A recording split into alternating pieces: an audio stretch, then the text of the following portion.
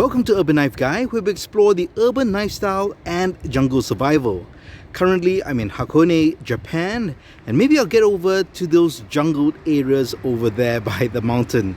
But right now, I'm in one of the oldest hotels in Japan. Very historic, very traditional architecture. As you can see, of course, it's been refurbished. This new wing over here, this was built in the 1930s, so still pretty old. And of course, the surroundings all really picturesque, beautiful area. Weather is great, nice and cool as well, and we get all the great scenery all around. Well, as I'm traveling through Japan, I thought I would share with you my pocket EDC loadouts, because being in a different country, there are different requirements in terms of what you can carry, especially when it comes to knives, and I thought you might be interested to know what I'm carrying for my Japan EDC loadout. So let's check it out. So here are the items in my pockets for this loadout. There are 4 items altogether. The 4th one is my phone, which I'm using to film this right now. The phone is in my left pocket. That's the pants pocket. In my right pants pocket, I carry a mask, because in this part of the world, we still mask up, especially for public transport. So we do need that. And then I have 2 more items. This goes into my right pocket as well. This goes in my back pocket. Let's talk about this. This is actually my choice of wallet when I travel. So typically I carry a money clamp or money clip, which you have probably seen in one of my loadout videos before. I also have a typical leather wallet with slots that I may use from time to time, but generally I use the money clamp, which also has a credit card wallet. But when I go overseas, I don't carry that. I carry this kind of a zippered wallet, and actually this is Japanese design as well. So it's very simple. It's waterproof. I have tested this before as well, and the reason why I carry a zippered wallet like this is I can carry a whole bunch of stuff. I carry money, cards, small things, coins as well. Everything can just be in here because I don't carry as many cards, and I'm different currencies. I just want everything easy. And so this is what I have inside. I do have Japanese yen, some money. I've got transport cards. What else do I have? Credit cards, etc. And inside over here, I've got some lip balm because it is pretty cold.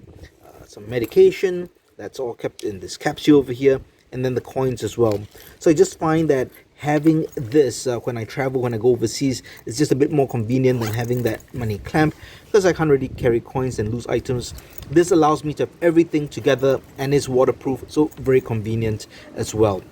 So this is kind of my wallet. And then for my my tools that I carry in my back pocket, I use this pouch. This is the Viper 8 VE15. I've reviewed this pouch before. I think this is an ideal size for urban EDC. You can check out that video in the link in the card above or description below. But these are the items I carry over here. This is kind of an open compartment carry. On this side, I carry a knife. Now, the knife I am carrying is this black fox bean designed by Sergo Pachenko. That's right.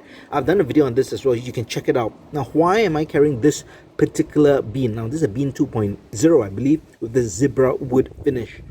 This is a slip joint knife, so there's no locking mechanism, although it does look a bit like a frame lock. And the blade is under 6 cm.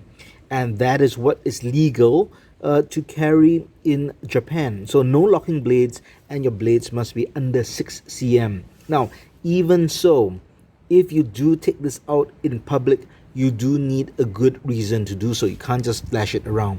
But carrying this is completely legal. So that's why I carried this. It's a knife that perfectly fits the requirements.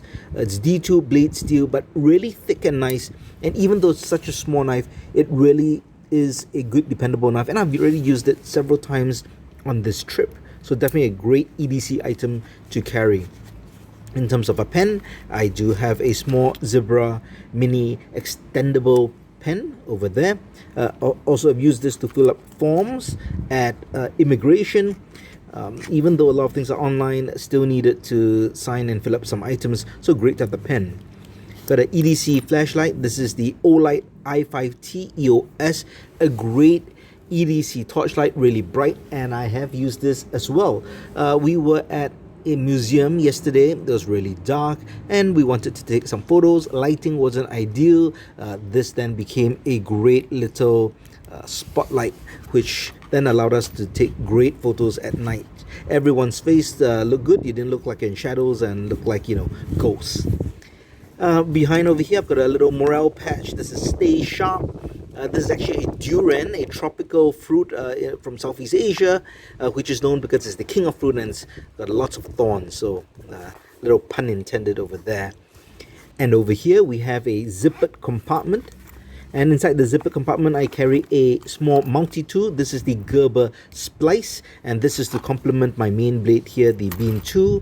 And the Gerber Splice's main primary tool, the big tool, is the pair of scissors, and it's a really good pair of scissors to cut things. There are also smaller tools in the handles, like the serrated blade, sheep's foot blade on the other side, and a variety of screwdrivers in the handles. Now I chose this over, let's say, the Leatherman Squirt, which is pliers, because I think this is a bit more convenient for traveling. So I have that there with this Coyote Tan lanyard, which matches my torchlight and kind of the wood on this side as well. So that's my main little multi-tool, and I have used this in strip as well.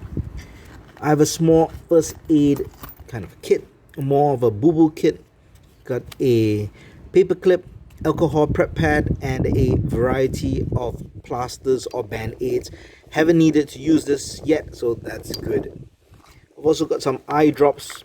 In an urban environment, you've got dust, you've got sand, and I often find that it's useful to have eye drops to clean your eyes. And in a pinch, if you need to clean a wound, if it's a smaller wound, you can use this to flush out a wound as well. And I believe that is all. So that is it. I hope you enjoyed having a look at the items that I carry my urban EDC loadout for Japan.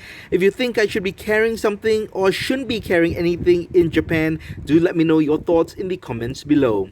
If you liked the video, please give it a thumbs up. And if you like the content in general, please subscribe to the channel and turn on that notification bell. Thanks for watching. Talk to you soon.